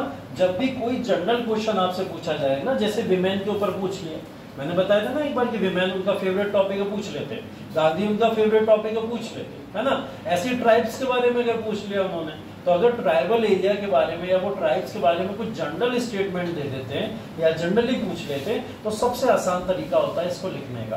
पहले उसका हिस्टोरिकल पर्सपेक्टिव लिख दो पूरा, हिस्टोरिकली आप क्या क्या जानते हो ट्राइब्स के बारे में। फिर उसके बारे में पॉलिटिकल पर्सपेक्टिव लिख दो कि संविधान में कुछ अधिकार दिए गए हैं, संवैधानिक वैल्यूज क्या क्या हैं उनकी, और ट्राइबल एरियाज क्या क्या हैं, क्षेत्र कौन सी अनुसूची में उनको रखा गया है, ये सब आप उसके अंदर लिख सकते हो। और तीसरा इकोनॉमिक पर्सपेक्टिव भी पूछा जा सकता है। इकोनॉमी उनकी किस पे बेस्ड होती है, एग्रीकल्चर पे बेसिस होती है, या फिर कौन से पैटर्न को वो लोग यूज करते हैं एग्रीकल्चर के अंदर, इकोनॉमी में फॉरेस्ट पे कितना डिपेंडेंट है, वो चीज आप वहां पे मेंशन कर सकते हो। सोशल कस्टम लाइफ है उनकी, उसके बारे में लिख दो। जैसे अभी आपको प्रथा देखी, अभी आपने इस तरीके की मिरिया प्रथा को फॉलो कर दे, या ऐसी दो चार प्रथाओं को वहां पे सामाजिक वैल्यूज के तौर पर मेंशन कर दो, सांस्कृतिक महत्व मेंशन कर दो। ऐसे आपने 4 पॉइंट बना दिए, 4 पॉइंट बना के पूरा ट्राइबल एरियाज आपका 4 टॉपिक में खत्म। और ऐसे क्वेश्चन को जब भी आप लिखते हो तो इसके सबसे अच्छे नंबर मिलते हैं, सबसे अच्छे। कि आपसे ट्राइबल एरिया पूछा और अगर आप इसको सिर्फ पॉलिटी का क्वेश्चन समझ ले गए तो आपने गलती कर दी, वहां क्वेश्चन कट जाएगा, नंबर कट जाएगा आपका, है ना। अगर आप सिर्फ इसको हिस्ट्री का क्वेश्चन समझ के ले गए तो नंबर कट जाएगा आपका। किसी में भी आए, चाहे GS 1 में आए, चाहे 2 में आए, चाहे 3, 4 किसी में भी अगर आ जाए क्वेश्चन, उस क्वेश्चन को अगर आप इन 4-5 पर्सपेक्टिव से लिख देते हो तो वो 4-5 पर्सपेक्टिव के मार्जिन्स ऑफ नंबर सबसे ज्यादा मिलते हैं, है ना। तो कभी भी हम लोग आंसर राइटिंग का सेशन जब रखेंगे तो आप लोग को मैं एरियाज बताऊंगा किन किन एरियाज के ऊपर आपको काम करना चाहिए कि आप हर एक क्वेश्चन को आसानी से लिख सको। एक फॉर्मूला मिल जाना चाहिए आप लोग को इस समय में कि आप कोई भी क्वेश्चन आपके सामने आ जाए कि मैं रैंडम अभी आपसे बोलूँ लिखो, तो आप लोग लिखना शुरू करो, है ना। वो एक फॉर्मूला हमें पता होना चाहिए, और अगर वो फॉर्मूला इस प्रिपरेशन के दौरान नहीं पता है तो फिर अभी बहुत पीछे, है ना। तो वो फॉर्मूला पता होना बहुत जरूरी है कि मैंने बोला कोई टॉपिक दे दिया दुनिया का, कोई भी टॉपिक दे दिया, आप बस उस टॉपिक को सुन के उसको बीच में रख के चारों तरफ की उसकी सर्कमफ्रेंस खींच दो। ये होता है आंसर लिखने का तरीका, और वो कोई भी टॉपिक हो सकता है। नहीं पता कोई भी टॉपिक आपके सामने सर्टेन आ जाए वहां पे एग्जामिनेशन हॉल में, अब वहां तो आपको 20 के 20 क्वेश्चन करने, ऑप्शन तो नहीं है ना कि 25 में से 20 करो, ऐसा तो कोई ऑप्शन नहीं देता ना, तो आपको 20 के 20 करने, और ऐसे क्वेश्चन आएंगे जरूर कि जो आपने शायद थोड़ा बहुत अनसुने या फिर बिना पढ़े निकाल दिए होंगे, है ना। तो ऐसे टॉपिक जरूर आते हैं, तो आप इसके लिए तैयार हो जाओ कि कोई भी टॉपिक आपके सामने आ जाए, उस टॉपिक के ऊपर आप अपने विचार रख सको। जैसे कॉलेज स्कूल्स में एक चलता था कंपटीशन, एक्सटेम्पोर बोलते थे शायद उसे, हमारे यहाँ चला करता था। उसमें क्या होता था कि रैंडम जाओ स्टेज पे खड़े हो जाके, हम आपको एक टॉपिक देते बोले, ठीक है, वो कोई भी टॉपिक दे सकते थे, जो भी जुड़ी होती थी बैठी हुई कोई भी टॉपिक दे देती थी और कहते थे अब इसके ऊपर बोलो, है ना। तो ये हमें पता होना चाहिए, हमें डेवलप करना होता है। सबके अंदर कोई आर्ट नहीं होती है, अपने आप आता नहीं है कि सबके अंदर कुछ अलग से क्वालिटीज है, ये आपको डेवलप करनी होती है। कि आपने इतना पढ़ लिया है, इतना घूम लिया, history, polity, geography, economy, science, environment, इन सबको इतना घूम के पढ़ लिया कि अब कोई भी टॉपिक आपके सामने अगर आता है तो आप उतनी कुशलता रखते हो कि आप उस टॉपिक को आराम से सॉल्व कर सकें। कुछ नहीं तो 5 से 6 मिनट तो उस टॉपिक के ऊपर आप अपना बखान कर ही सकते हो, है ना। कुछ भी उसके बारे में बोल सकते हो। जैसे अभी तुम लोग पूछ रहे थे नशा मुक्ति के ऊपर क्या बोलेंगे या नहीं बोलेंगे, तो बोलना भी पड़ेगा क्या। तो अगर कोई भी मुद्दा अगर लिख के ला रहे हो, उसके बारे में थोड़ी बहुत चीज़ें आपको पता होना चाहिए। हो सकता है आपसे पूछ लिया जाए क्या सोच के लिखो, है ना, क्या आपके मन में आया, है ना, तो वो चीज़ें देख लेना, लिख लेना, है ना, उस चीज़ों को कनेक्ट कर लेना अच्छे से। और वो बात याद रखना, अगर किसी से पूछा जाए तो गांधी जी ने महिलाओं को क्यों आंदोलन में खींचा था, ठीक है, क्यों खींचा था। शराबबंदी एक प्रमुख मुद्दा था। गांधी जी शराबबंदी के माध्यम से महिलाओं को दिखाना चाहते थे कि अगर शराबबंदी हो गई तो जितने पुरुष हैं वो घर में शराब पी के नहीं रहेंगे, घर का कलेश खत्म हो जाएगा, तो आओ हमारे साथ जुड़ो आंदोलन कर, है ना। तो एक तरीका था गांधी जी ने इस तरीके से महिलाओं को आकर्षित किया था उस आंदोलन में। अगला लिखो कोया विद्रोह। हाँ हो गया कोया विद्रोह 1879 से 80।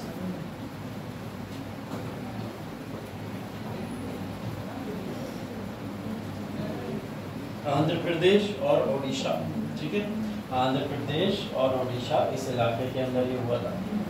टोमाडोरा इसके नेतृत्व करने वाले नेता हैं। टोमाडोरा नेतृत्व किया था इन्होंने कोया विद्रोह।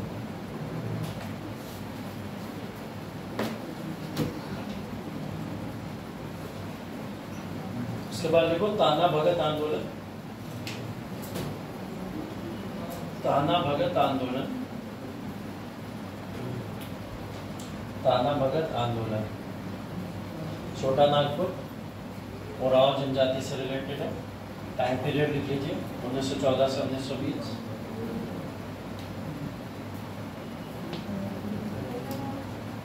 ताना भगत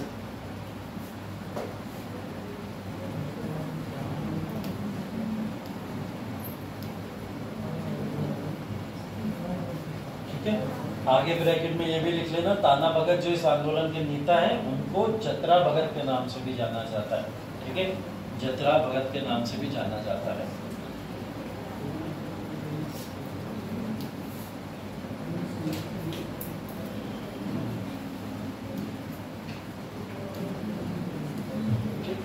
उसके बाद लिखिए रंपा रिबेलियन या रंपा विद्रोह 1922 से 1924। काफ़ी न्यूज़ में रहा था अभी 1-2 साल पहले ये, ठीक है, बहुत हाईलाइटेड रहा था, बहुत न्यूज़ में रहा था। क्यों रहा था, कोई कारण बताएगा? अभी 1 से 2 साल पहले बहुत न्यूज़ में रहा था रंपा रिबेलियन या रंपा विद्रोह बोला जाता है। 100 साल पूरे हो गए, चलो एक बात मान लेते हैं 100 साल पूरे हो गए। बहुत कुछ कारण था। इनके नेता का नाम देखिए ध्यान से, कल्लूरी सीताराम राजू। इससे कुछ याद आया?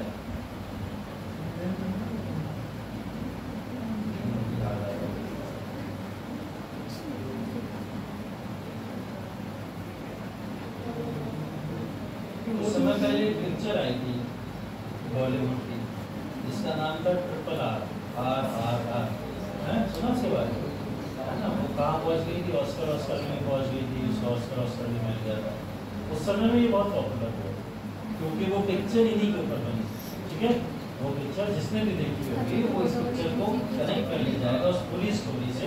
तो इसके अंदर जो पूरी स्टोरी दिखाई गई है वह लोरी सीताराम राजू की ही दिखाई गई, ठीक है। और ऐसा बोला जाता है तो उनके पास कुछ नेचुरल शक्तियाँ थी, है ना, कुछ ऐसी पावर्स थी उनके पास में जिसके थ्रू वो आंदोलन को लीड कर रहे थे, ठीक।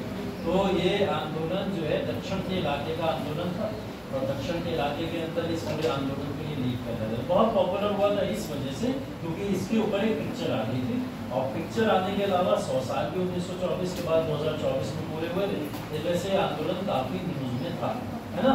तो इससे रिलेटेड क्वेश्चन पिछले साल तो नहीं पूछा गया लेकिन इस साल बन सकता है, हाँ। तो जो लोग भी 2024 में BCS देने वाले हैं या कोई भी एग्जाम देने वाले हो तो वो इस रंपा रिवेलियन को और इसके समय काल को, इनके नेता को अच्छे से याद रखिएगा। और ये आंदोलन जो है बेसिकली साउथ का या गोदावरी के इलाके का आंदोलन, ठीक है। और गुरिल्ला रणनीति यहाँ पे भी अपनाई जाती थी और यहाँ पे भी अंग्रेजों ने प्रशंसा की थी इनकी गुरिल्ला रणनीति की, ठीक है।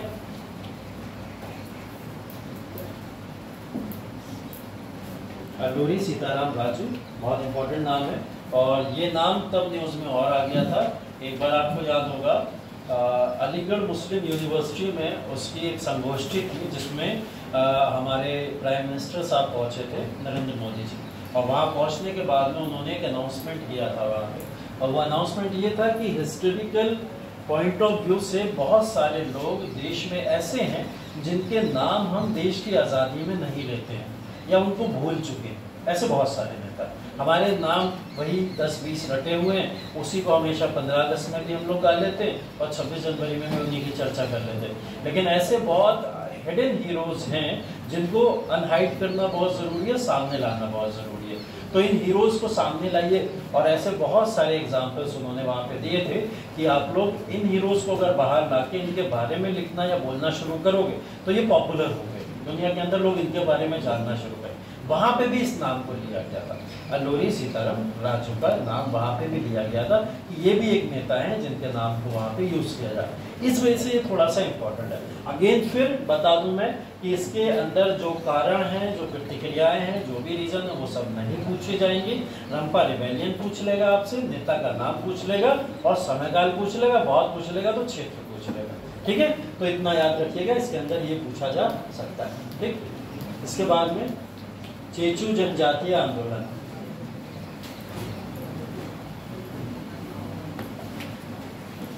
चेचू जनजातीय आंदोलन, ठीक है। आंध्र प्रदेश, ठीक। और आंध्र प्रदेश के अंदर भी देखो बहुत इंपॉर्टेंट एक जो आपका वन इलाका है उसका नाम आगे लिखा हुआ है, वो भी लिख लेना क्योंकि ये इंपॉर्टेंट बन जाता है इसी वजह से।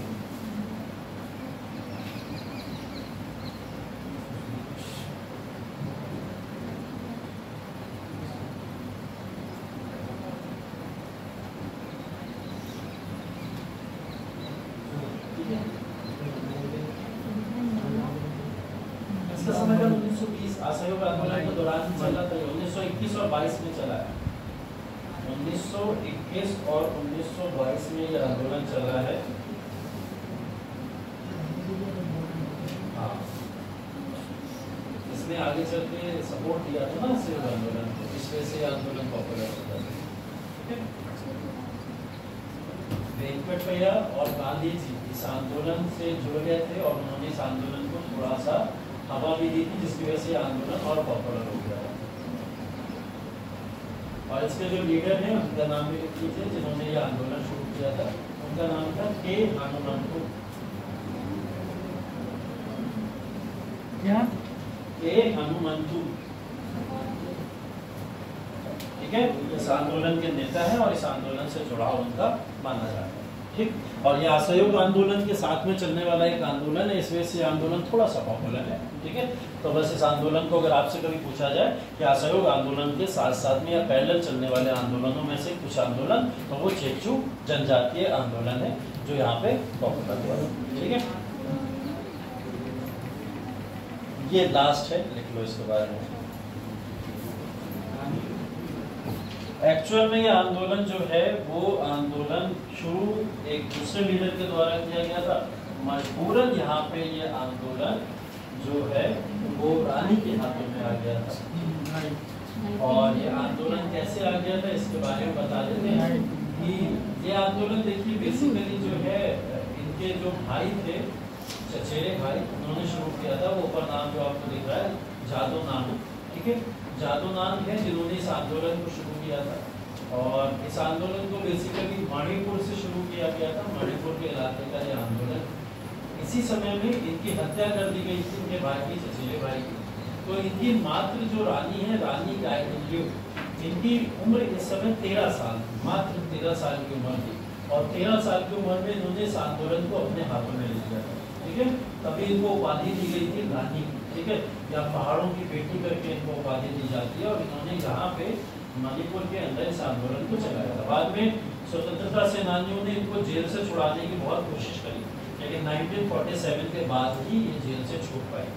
काफ़ी समय तक ये जेल में रही और जेल से उनको छुड़ाया कब गया, वो 1947 के बाद।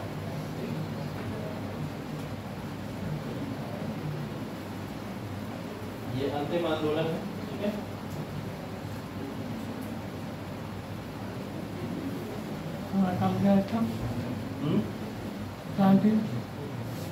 क्या चीज?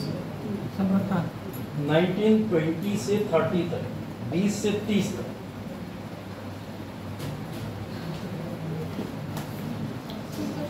ठीक है, उसके बाद अरेस्ट करने की वजह से इनको गिरफ्तार करके भेज दिया गया था जेल, ठीक है, बस, ठीक है। चलिए, तो ये देखिए आपके जो भी आंदोलन थे, चाहे वो ट्राइबल मूवमेंट्स हो गए हों या फिर आपके सिविल मूवमेंट्स या सिविल रिवॉल्ट्स हो गए, ठीक। इनसे रिलेटेड एक आध क्वेश्चन आपको दिखेगा जो आपको मैच द फॉलोइंग से ऐसे टॉपिक्स के अंदर दिखाई देता है, ठीक है। वापस हम लोग शुरू करेंगे मंडे से अपना टॉपिक, जिसको हम लोग अभी स्वतंत्रता संघर्ष के दौरान पढ़ रहे हैं। कौन सा? जिन्ना के 14 सूत्री फॉर्मूले, ठीक है। और जिन्ना के 14 सूत्री फॉर्मूले के बाद में वहाँ पे हम लोग चले आएंगे किस तरीके से सविनय अवज्ञा आंदोलन चलाना है, उनकी चर्चा करेंगे। बहुत इंपॉर्टेंट क्लास है, अब जो भी क्लासेस हैं बहुत इंपॉर्टेंट है, क्योंकि इस समय में स्वतंत्रता का मिलना लगभग आ चुका है। कुछ ही क्लासेस के अंदर आप लोग स्वतंत्रता और विभाजन पढ़ रहे होंगे, है ना, तो वो भी ध्यान में रखना। तो ज़रूर क्लास को करिएगा। और कुछ ही दिन में स्वतंत्रता मिलने भी वाली है आपको, 15 अगस्त आएगा, है ना, तो वो भी ध्यान रखना। इसमें से वो इंटरेस्टिंग टॉपिक बन जाएंगे, कनेक्शन अच्छा बनेगा, ठीक है। चलिए, थैंक यू सो मच। इसको यहाँ तक प्रोग्राम हम थोड़ी कराएंगे। प्रश्न आपका एक आंसर रखा हुआ पुराना मेरे पास, कल वाले आंसर सबको, सारे आंसर इसी के साथ में सब मंडे में मिलेंगे, ठीक है। सब लोग मंडे में ले लीजिएगा। और मंडे में ध्यान रखिएगा जो भी मैंने आपको बताया,